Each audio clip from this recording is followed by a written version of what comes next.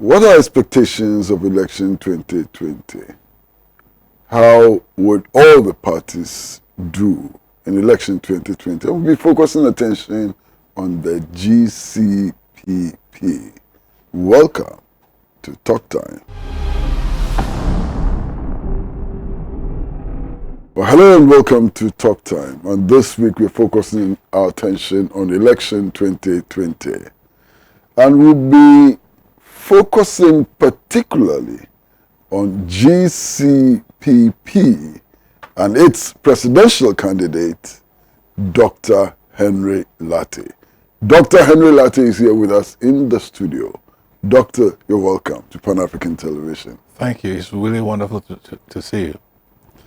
Now, Dr. Lartey, why are you in this election? Well, we're in this election to make a remarkable difference because, as you know, your good friend, my father, came out with a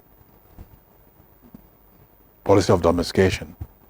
And it doesn't seem to be really sinking to the ground. And we think this is the time, because of the COVID situation, that the whole world has taken domestication on its books.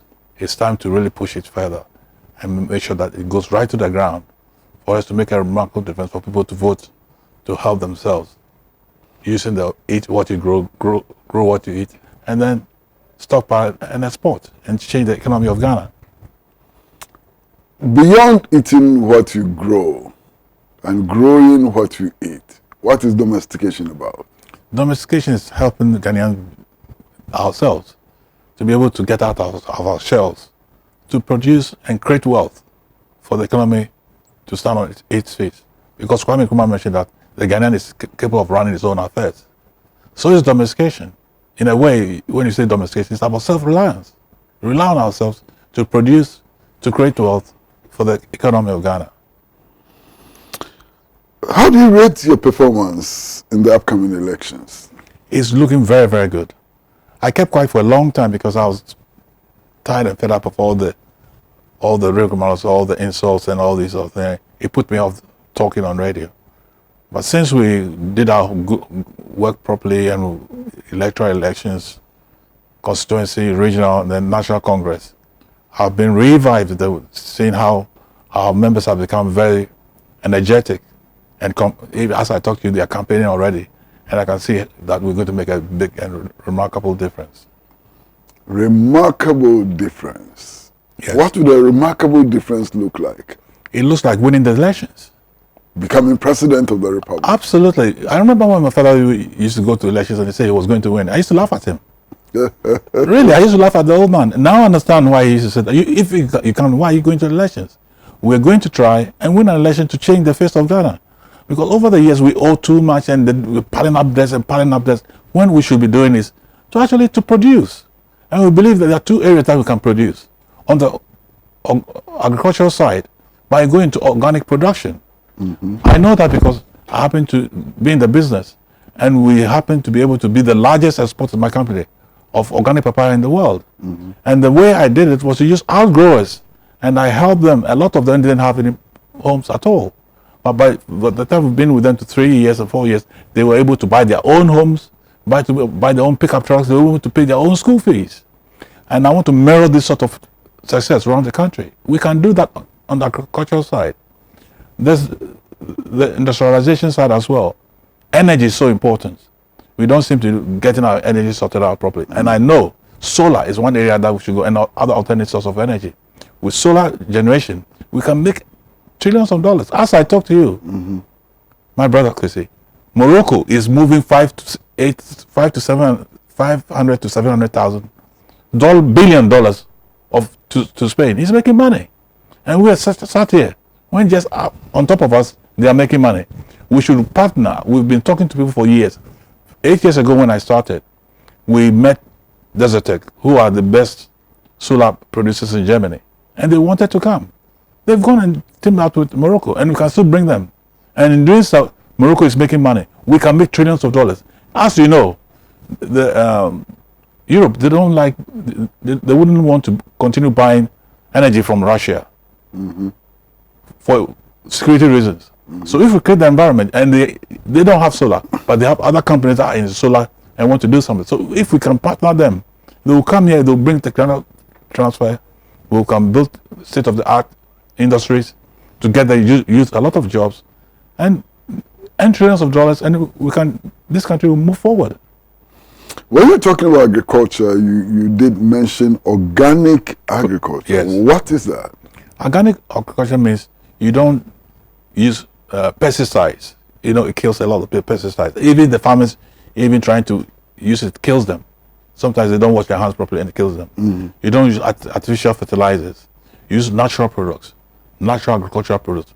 What God has given us, the trees, the leaves, and all that. You can mulch them, and then you use it for fertilizer. Mm-hmm. The Western world, when I say the Western, I mean Europe, America, Australia, they are now big into organic agriculture. Mm-hmm. And when you do that, you get premium for it. Mm-hmm. So if we can train our farmers through our colleges and extension officers to teach our people how to do agriculture, they know it anyway, but we can improve on it. So once we can do that, and they go into agricultural farming, and then they get the certification, we have to help them to get global gap certification. If you can't export. So we can get them to get the global gap certification, can get the organic certification, and then there's fair trade. Fair trade, because they are small farmers, they get premium for it. Once we do that, we will be able to get them to export and earn dollars.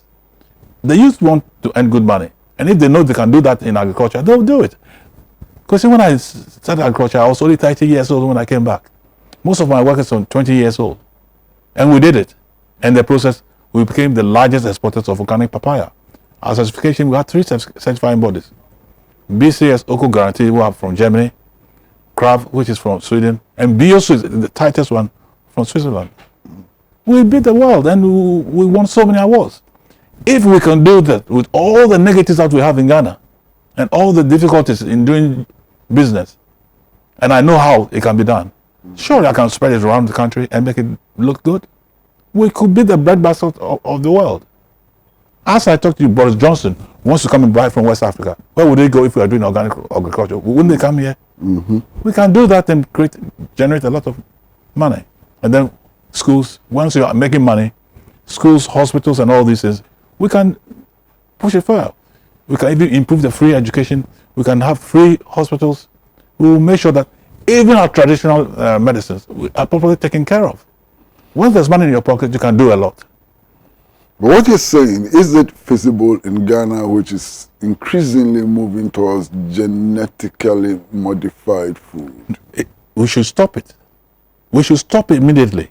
And I know my good friend, Ali Mazmati Jawapia, is totally against it. He's got a system, and I support them fully. We should stop going this GMO system. It's killing our people. It's giving people rushes, giving people hell, and we don't run it. We allow companies like Monsanto to decide what we eat, mm-hmm. and when we eat it, mm-hmm. and then we buy the seeds. We're going to kill. Look, right now the farmers can produce their own seeds, and when they finish, they can save it and do the next one. If we go that way, we will have to buy every seed, and food security will be gone. Who shall not be secure anymore, and it's so important. Look at this COVID thing. It teaches a lesson that we should go domestication.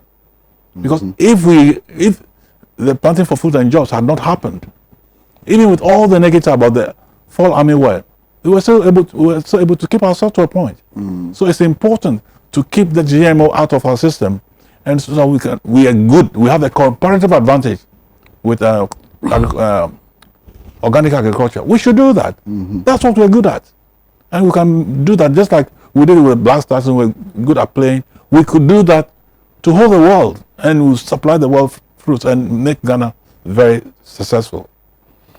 In agriculture, what crops would you be targeting? I mean, we are still one of the leading producers of cocoa. Is that enough? No, the cocoa is just one sector. We can even improve. Because, do you know that they're doing some organic cocoa as well? We should even improve it. Cashew, you name it, any crop that we grow here. Now the Europeans eat foreign food. They eat everything. So we produce all the fruits and all the vegetables that we have here organically. And not only that, we will help through the solar get our people to go into produce smoothies. Mm. Look, I did my research some time ago. There's a company in Europe called Innocent. Their turnover, they don't even have the farms. Their turnover is 500 million pounds a year. 500 million pounds. We can do better, and it's not organic. Can you imagine if we're doing organic production and we're helping farmers to do the job? Oh, we'll expose to the point that the dollar will not be messing up our currency. We'll have a stable economy and it can run our system very well. But that's about agriculture. Yes. Do you have any vision for industrialization? Absolutely. Like I said before, solar is the light. Let there be light. That's what God said. And that light, now the Americans are saying we shouldn't sit down and wait for them to start producing electrical cars. Then we'll go and buy it like we've been doing. Do you know how much money we spend a year on cars from Ghana and Africa? This African Continental Trade Agreement, we should use it to our benefit. We should bring all the big companies like Daimler, Benz. Do you know how much Daimler Benz earned last year? Between 160 billion to 200 billion dollars. Our GDP was only 67 billion. If we team up with them and help people like Safu Katanka and other people who can do it in Ghana, we will change the economy. We will change the dynamics of the economy. The youth will get jobs. They will with technical transfer. We can change everything. We will create jobs and people will be happy. It will be a paradise that we never thought we could have. And we will be smiling all the way to the bank. What about national infrastructure? Absolutely. It's about wealth. Once we create the wealth, what is infrastructure? It's just like having money. When you have money, you build your house. If you don't have money, you can't build it. But even then, when we have money, we create an environment. We set up mortgages, banks, residential banks that will give mortgage to ordinary person. Look, when they say the housing, they say affordable house. It's not affordable, is it? But if we do that, we can even build houses that may be worth maybe 70,000 and then you give them mortgage. That will be over 25 years. They will pay maybe 100, 200, 300, 400 a month over 25 years. Every Ghanaian will be in a position to be able to buy his own home, like it's done in the UK. We can do that. That's why I said there'll be a remarkable difference. Once they just get to know that these are policies we have, I'm sure they'll do the right thing. But right now, most of the companies involved in infrastructural development are foreign companies. Yes, but we can get them to come in and team up with our local ones. That will be successful. You have to start somewhere. What led to the death of all the Ghanaian companies? Well, you know, contractors, SK Meno, and so many, Mojabi, Edom, and so many. What led to the death, and how can they? Political interference. You know, I have a different experience when you and my father and Johnny Hansen, Edu Boahene, Obi Menu were doing the Movement for Freedom and Justice. The moment you told them to hand over to multi-party system on 1st of August 1990, they kicked my charcoal business. They thought I was financing the old man. They knocked the business out. This is what's happening to all the Siam and all those people. Siam would have been huge. Now there's a European company that's taking over Siam. Which company is that now? ABC. Mm-hmm. Why do that to ourselves? We don't appreciate the good things that we have. We see now we've gone to a point where everything coming from abroad is better than what we have. And that's why domestication wants to change that and make sure that we put our priorities where it should be.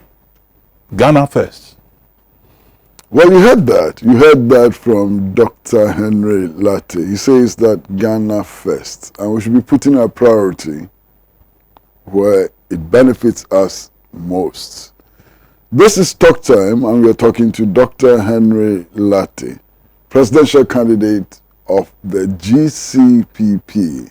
We're going to take a short break, and when we come back, we're going to go into an assessment of his chances. He's already indicated that he's contesting to win, but we'd like to look at it much more closely.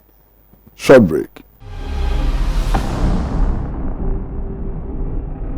Welcome back to Talk Time, and we're in conversation with Dr. Henry Lartey, presidential candidate of the GCPP. And it's not just that, he's also a businessman. He's been involved in the export of charcoal, he's been involved in the export of coffee, vegetables, and then pineapples, organic pawpaw. Well, sir, you indicated that you are contesting this election to win. Yes. What gives you that confidence? The confidence I have is that the youth want a change. They really want a change, but they are finding it difficult to deal with the duopoly. And if we can let them realize that when I was a youth at 30, was able to leave the UK and come back here and start up a business with all the difficulties of burning my charcoal and everything, I was still able to export coffee, go into vegetable, and then become the largest exporter of organic papaya. We can make them also do it. So they should put their vote with us and move Ghana forward. They are the youth. The future is for them. When I was young, and my father had the African Youth League. I didn't understand it, to be quite honest. I didn't understand it. I was, what's the old man talking about youth? Then I grew up, and then I now understand. So if you are the youth, you know where you want to go. You know what you want. You know the hardship you're going through. And if you can join us with domestication in all sectors of the economy and make your life better, you should put it there. Today, I'm the latter kind. Nagana Ayepin. So, are there any parts of the country which you consider as your strongholds? Ghana, also Ghana, the whole Ghana, well, the northern sector, the 2008, 12 elections, Upper East, Upper West, Northern region, now Savannah and all those, we did a lot better there. It's because of what the old man had done in the previous years, because if you remember, he was head of government business during that champion regime, and they set up most of the dams and agricultural things there. So most of the old men remembered me, and at the time I was talking a lot, then the radio stations were picking up my messages. So we did very, very well there. Right now, I can see the southern sector is also taking it brilliantly. We went to OT, it was fantastic. The voter region is another area that we can pick up a lot of votes. Greater Accra, we didn't do very well at all. But now that I'm talking and the youth are in Greater Accra and they want jobs, I think they'll listen to our message, and if they think we can help them to get their jobs and have a good life, I think obey Pinso. Pinso. But how do you assess your strength? Our strength is very, very strong. How do you assess? Assess my strength talking to people, talking to the youth, talking to you, going to the media. I came from class, and the calls that came in was phenomenal. What I put out, they've taken it, and they're taking it. And that is making me strong to know that our people are listening and they want us to change the system. Do you think that these elections will be free and fair and transparent? I know. I want it to be free and fair because I know most of those who are in charge. Jane Mensah was at IEA. Some Tete used to be in Kumasi. Cerebral Kweku used to be Cape Coast. Akumbia was in Accra. I've dealt with them before and I've not seen anything wrong with them. We should give them the chance to prove to themselves and ourselves that they are transparent. That's what we should do. We should not bash our electoral commission. We should make them stop. Look at what happened to Charlotte. It was disgraceful. And we should not do the same to these people. Let's give them the chance. They are just referees. How are they going to rig it? You lose the election at the ballot. They were bashed for a while, but the exercise that they handled went okay. The voting registration. It went out. It was successful with all the COVID that we had. So let's hold them. Let's build them. Domestication is helping Ghanaians to be successful. Let's help our electoral commission because the whole world believes that we have a good, incredible electoral commission. We shouldn't mess it up. If there are things going wrong, let's find a way to solve it and help them so that they can let the whole world know that we've got the best electoral commission in West Africa or the world. And then you see how much investments will flow in. So I support them and I want them to do well. What if on December 7th you are proven wrong? If I'm proven wrong, I'll say fine, I'm wrong. You are proven wrong that they did not organize, transparent election. I'll be the first to put my neck on the line. I'll be the first to. I believe they'll do a good job. They haven't got a choice. It's not them. You're a strong man. You are the neck. If they're not doing right, they know you go for them. They will not risk that. I don't think they will risk that. Okay. And if they risk it, I'll put my neck on the line because I got it wrong. Okay. I'm strong enough to accept that. Now, how many parliamentary candidates are you putting out? We've put about 35. I don't know who those who qualify now, but I put out, no, 39. 39. Yeah. Now, let us assume that all your 39 win the elections. How can you form government? Oh, I can form government. I know so many people who are out of government, brains who make money in Ghana and outside, who can help me. And also from the parliament, we have good brains as well. You match them up. It's not a win-win situation. We all have to help Ghana to move forward. We have to. You don't say just because you have a party, it has to come from you. No. Let's take the resources that we have. And we have a lot of them, loads, living outside and here, and some from the diaspora. We have to use them. Do you think that the NDC and the NPP will cooperate with you if you should win the presidency and lose parliament? I'm thinking about individuals, not the party. I'm thinking of Ghanaians. And if they are in NPP or NDC and they think what I've given, they'll work with me, find out. It's not NPP, NDC. It's Ghana or Ghana and Asia. We want Ghana to be successful. Ghana. The constitution says that 50% of your ministers must come from parliament. That thing, we have to change that. We have to change that. He doesn't allow government to work properly. But on 7th January 2021, that will still be the We'll start with that, and then we'll try and find a way to amend the constitution to sort that problem out. What is your attitude to all the perks that our politicians take for themselves? Article 71 office holders, ex gratia, and so on. What is your attitude? The number of ministers and so on. What is your attitude? Would you also have 130 ministers? See, it depends. It's a very topical issue, and I understand where you're coming from. Others will say less, and they have less MPs, and they don't do well. Others will say more, and they have a lot of MPs, and maybe they don't perform as much as they should do. It depends on the president who is there. He knows what he needs. I don't put numbers on it. You are going to get into office in 50 days' time. Yes. You could be president of Ghana. Right. You should have an idea how many ministers you want to appoint. Would you be appointing 130 ministers? Would you be appointing 200 ministers or 20 ministers? Well, I will say maybe around 80, 100. So lower than the current administration. You need to be able to have somebody who will double check it. One person can't do the whole job. The deputies will help, and then you double check and double. You see, our problem is implementation. If you put all the job in one hand, he can't do all the job. He will want to do it, but there's nobody to help him to supervise and get things done. So you need a bit more ministers to do the job, but not overspilling the situation where there are too many people in the same room. You can't move. One of the small parties, the Convention People's Party, is actually thinking about abolishing privileges in Article 71 of the Constitution. Article 71 office holders, the ex gratias and so on. What's your own attitude? You have to give ministers something to work for.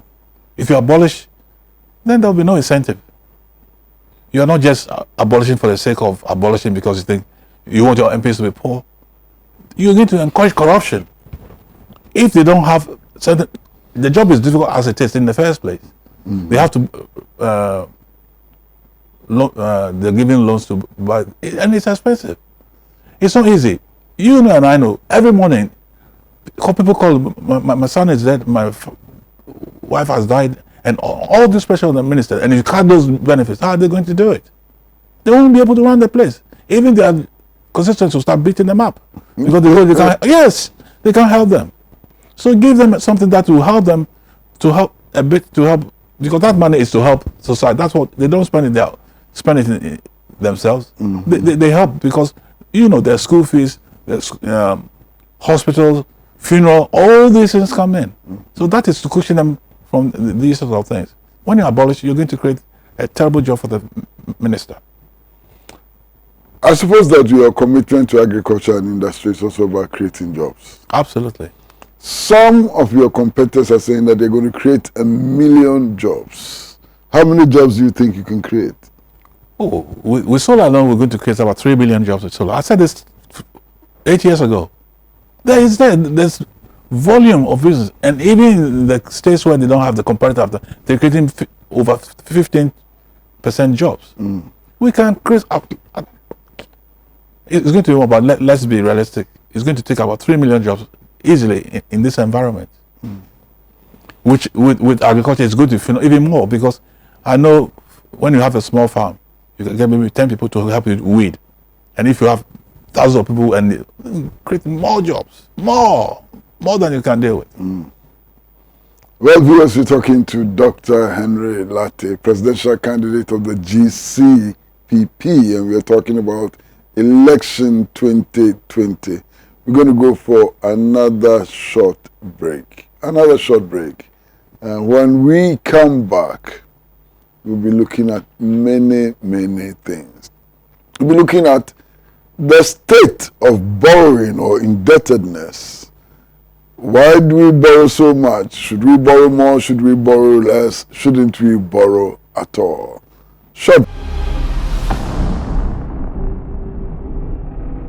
Well, hello and welcome back to Talk Time, and we are especially privileged to have with us Dr. Herbert Lartey. And Dr. Herbert Lartey is a businessman and is also the presidential candidate of the GCPP. And he's something else. He's the son of the late Dan Lartey, founder of the GCPP. There's some debate about the extent of borrowing. Some say we're borrowing too much. Some say we are not borrowing enough. And some say we shouldn't borrow at all. Where do you stand? The borrowing thing is worrying, yes. For what I gather, we're about 76.7%. Yeah. The debt to GDP ratio is around 76.3%. Yeah. Right. And that is frightening. We're heading towards HIPIC. We don't want that again. We don't want that. That's why we believe in partnering with people with investment, bring foreign investments in. And when they partner, you're going to create so much revenue, you don't have to borrow. You make trillions of dollars. Why do you want to go and borrow? We can do that even with... Look, when I started doing my father helped me a bit with some collateral. After the first shipment, I took it out. I produced and made money from my own resources and reinvented and started happening. We can do the same for Ghana. Once you make money, you don't have to go and borrow somewhere else. You can, what's the word? Use it again to, there's a word I can't remember. Well, you can turn it around, you can, so many things. Absolutely. Reinvest all the time. And once you reinvest, you make more profits. Instead of borrowing, look, we have gold and all. If we go and borrow, we'll be at the mercy, then the gold is not worth anything anymore. But when you put the money into it and you build, with the gold system, you build refineries that we can sell and earn more money into Ghana, then you're doing something, you're building the system. That's the only reason why I think it's better to talk to investors. They come and join you, team up with you, and then create the environment to create wealth. It's much better than always borrowing. Look, I heard that, what we earn from taxes, after we pay our debts and everything, there's only 10% left. What can you build the schools? Can you build the roads? You will not be able to do it. You have to create and generate the wealth to be able to build the schools and the hospitals and things that we need, and the infrastructure that the system needs to move forward. Now, we would like you to be a little more specific on our resources. Ghana has a lot of gold. What are you going to do with the gold that we have? What is your attitude towards galamsey and so on? How do you see the gold industry? Right now we have a curse. We have gold, but we have a curse. We are messing up our water bodies. Even the land that we grow on it, that will give organic agriculture, we are messing it up. We have to restructure it and actually show the people the area that they can mine the gold. And then build refineries there. Not on the water bodies to destroy it. Look, the Chinese, they are messing up. Go and look at the Chinese water. Brilliant, beautiful places. And we sit here and we allow them, or they say somebody gives some small cities, how much gold do you even sell? We have to educate the system. We have to let them realize that the way you want to go is to get them to make more money in a safe environment that is good for all of us. You don't want to destroy the environment. Even they're selling alcohol farm for gold. If you dig the gold out, it's gone. You can't replace the gold. Meanwhile, your land is also messed up. So it's very important. We have to be very strict about this situation and make sure that those who are monitoring get a monitor to monitor those who are monitoring to make sure that things goes well. Yes, gold, but if you take the gold out, it's gone. But the land will always be there to produce food, which we can export in trillions of dollars. We have to be careful about the gold industry. We have to be very, very careful because they are doing that because they have no jobs. So they are forced, not through their own will, but through their financial circumstances to do it. So let's create the organic jobs, let's create the solar jobs, and then it will be less. The problem will be taken care of. That's about gold. What about the other minerals? I mean, for example, bauxite. I mean, the current administration wanted to mortgage that in order to secure a loan. What would be your approach to bauxite? I believe that we should also get investors in. And the alluvial itself is worth nothing until you produce the product out of it. So let's get and produce the things here. And once we produce them here, we're going to make more money here instead of taking it and then they produce it and we buy it. We have to produce it here because right now the whole world has become so small. It's a global world. And they realize they can make enough money here. They will do it here. They don't want to. They did it in China. We can give them the same environment for them to come and produce here, and we can make the profits here and not mess our system up. We have to be very key in making sure that in digging any mineral in Ghana, we take into account the environment because that's what God has given us. And if we mess the environment out, God will punish us. Now, our forests are getting depleted. I'm sure you've heard that over and over and over again. How do we resuscitate our forests whilst we are continuing to cut down trees for export and for local consumption? What should we be doing? This is so dear to my heart because when I first came, I started exporting charcoal and we started planting trees. I'm not planting enough trees. We started planting trees, and regardless of that, just because the movement for freedom and justice are going to say, they banned the whole thing. So the Kintampo area and other the trees that were planted, we stopped. But we have to plant more trees. It's easy. It's not that difficult. If I know our good friend Welleby is doing something in secondary area, we should energize him to bring more on board, because these trees is what gives us the oxygen. There are carbon credits that we can earn out of it. Maybe people have not explained it so far. We can grow more trees, as simple as that. Just like growing anything, let's grow more trees, and then stop this system of cutting trees. You grow, and then you manage the trees, and then you cut, and as you cut, you plant. That's what they should be doing, but they never did that. Nobody went to supervise it. You employ more people to go into the farm to do what they're doing, and you get somebody else to check what they're doing. And once we do that, and they know that they can be checked, and they can make money by growing trees, I think that we will be able to solve the situation. But it's not easy. It's not an easy task at all. But we have to fight and fight to get it done. Now let's go to the security sector. Okay. And I'm sure you heard about the complaints about insecurity in the country and so on. You also probably know that we have only 30,000 policemen serving 30 million people. And sometimes soldiers are compelled to do police duties.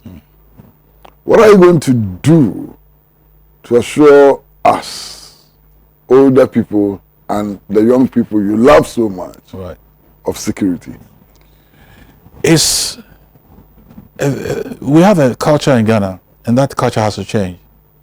When people do wrong, we try to protect them. We don't. If something you go and ask the guy, he won't tell the truth. He'll go playing about the books. We have to learn that.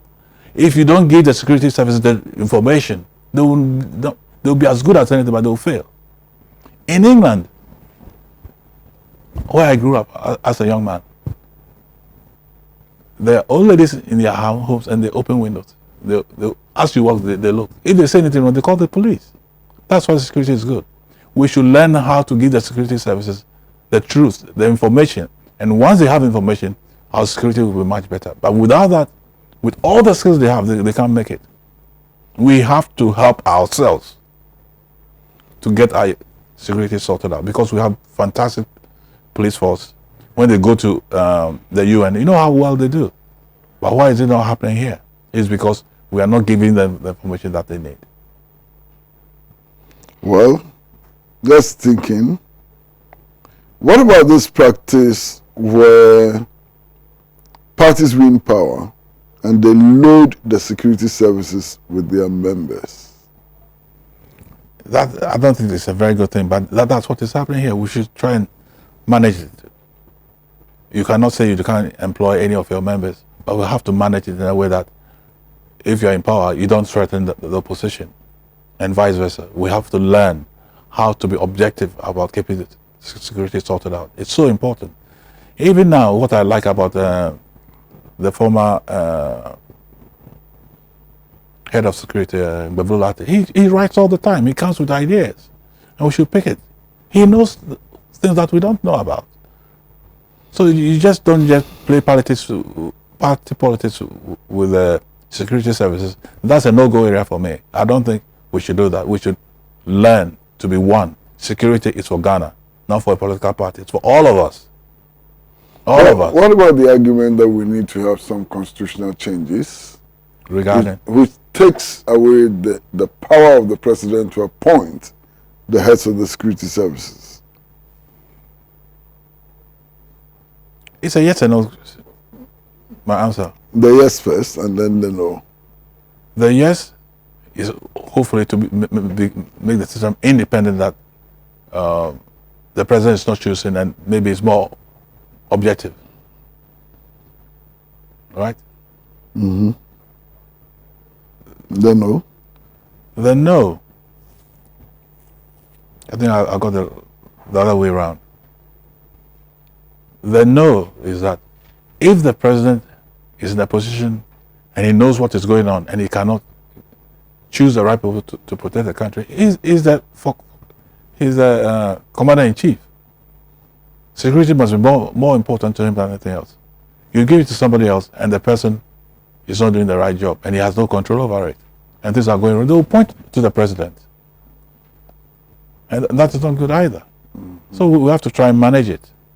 It should not be all one way to the president. It should not be all way independent as well, because you're making it independent, that can create a situation to make the commander-in-chief look bad.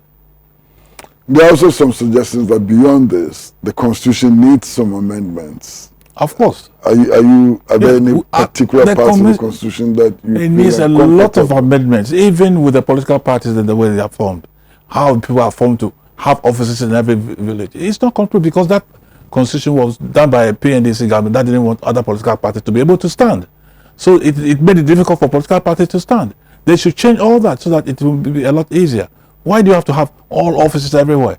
It costs a lot of money. So after all that, we have money to campaign. They made those constitutions, those laws, to make it practically impossible. And I remember how long it took the late Dan Lartey to be able to form his party. This getting 580 people to endorse you, that's another terrible thing. Mm-hmm. 530 to endorse. Mm-hmm. Why? Why do you make it so difficult for people to get it? If you are people who are good at doing their job, surely we should make it easier to create an environment for good people to be able to come into politics. Not people with money so they can pay themselves and they are not good so they qualify. Mm-hmm. Well, viewers, we're going to take another break. We are talking to Dr. Herbert Lartey, businessman and politician, and above all else, presidential candidate of the GCPP for the December 7, 2020 elections. We are taking this break, and when we come back, I'm going to ask an interesting question. Why is the GCPP not merging with other political parties that look alike political parties? Well, welcome back to Talk Time, and we are talking to Dr. Herbert Lartey, presidential candidate of the GCPP. Now, sir, why is your party not considering merging with other political parties like the CPP, like the GUM, like the PNC, and so on? Why is your party not interested in a merger? My brother Kwesi, I've read a lot of things about my father, and you were with him when he was trying to get the CPP together. It's so disappointing, the rift between the politicians within the political parties. You see one thing, somebody says that even the GCPP was, the old man was trying to form the GCPP, and he did not accept the Convention People's Party. So he used the Consolidated Popular Party and put the G in front of it. Before he realized, somebody had gone behind him and used the GCPP. There's no unity. Everybody's, we have, the problem we have here is the PhD syndrome, pull him down syndrome. As you're working, some people might go behind you and go and take money from somewhere, and when you have a vision to do something, and then it goes wrong. I've seen it in the CPP, I've seen it in the PNC. Why should I join? Why should I go and put myself into a situation where the people don't seem to be reliable, and to go and take funds from either parties and make all your vision useless? Apart from that, to have a measure, what logo are you going to choose? There'll be an argument. The CPP have the Kwame Nkrumah cockerel. The PNC has, I don't know, I think the coconut or palm tree. So which one are we going to use? They will fight tooth and nail, even to get a same measure. Alliance could be okay, but measure, no. It's the legal implications. It's so much. It will not. It's an alliance on the cards for 2020. Every elections, if there's a second round, there's always an alliance, isn't there? Oh, so we're waiting for a second round to decide. If there should be a second round, then we will have an alliance. Let's say that there's a second round, and the two leading parties are the New Patriotic Party and the National Democratic Congress. Where will the GCPP go? I will make my mind now. Let's get to the bridge, and when we get there and see the mechanics and how the Ghanaians are thinking, then we will make our decision. Why is that difficult a decision? Why is that a difficult decision to make now? Things change as it gets to the elections. So as the end of the election, we'll see how the Ghanaian people feel. But we know the two parties. We know what they stand for. Of course, but still. One is social democratic. One is preaching property owning democracy. Is that not enough for us to make a decision? We are a pluralist party. We take the best of both options. The best of socialism and the best of capitalism. We believe in that. I myself, I'm a capitalist. So, and as you're going and talking, and we want what Ghanaians want, not what I want, what Ghanaians want. And there, if we know what the Ghanaians want, then we'll make our decision. Okay, sounds interesting. But what will lead to your decision? What are the ingredients? The Ghanaians will come out with it. December 7th, we've gone and voted. NPP and NDC are neck to neck, they are in the lead. What are the factors we are going to consider to decide whether to mobilize your people behind NPP or to mobilize your people behind NDC? you put him in. It's a difficult thing to answer now. It's not. But you're a leader. Leaders yes. have to face difficult questions. Absolutely, but Yes. I have to be honest. I'm not going to pretend to have all the answers, but I want to be able to pitch my views to what the Ghanaians want. We will go and see what are they doing. What do they want? Is it A or B? And if it's B, and we believe it's B, then we'll say, okay, we'll go to B. Now let's have another situation. We've gone for the election, December 7th, we finish. GCPP and MPP are neck to neck. We are going for a second round. What would you expect from the other parties? Which parties would you try to cultivate? I won't cultivate it in political. I'll cultivate the Ghanaians. That's what we want. You have to convince the Ghanaians to vote you, not the political parties. We'll convince the Ghanaians that domestication, agricultural production, solar energy production, cutting edge industries and all that, to create jobs and all that, vote for that for your benefit. And once we push it hard enough, I think Ghanaians will vote us into power again.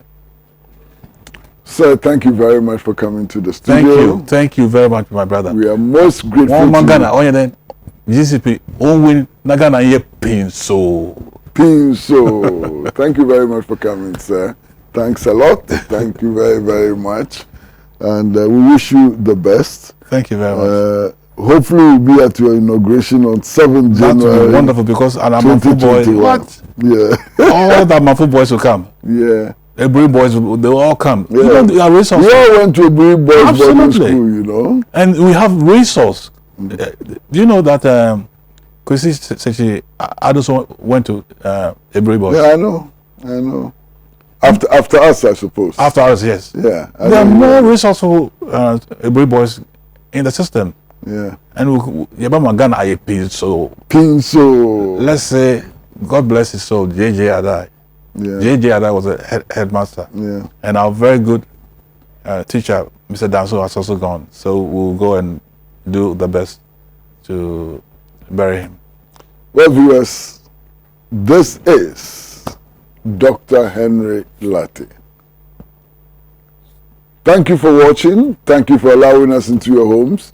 Keep your dial on Pan-African Television until we meet again. It's goodbye from all of us at Pan-African Television, especially from the director of the show, Adam Lumo, and especially from the producer of the show, George Yosson. It's goodbye from all of us at Pan-African Television. See you soon.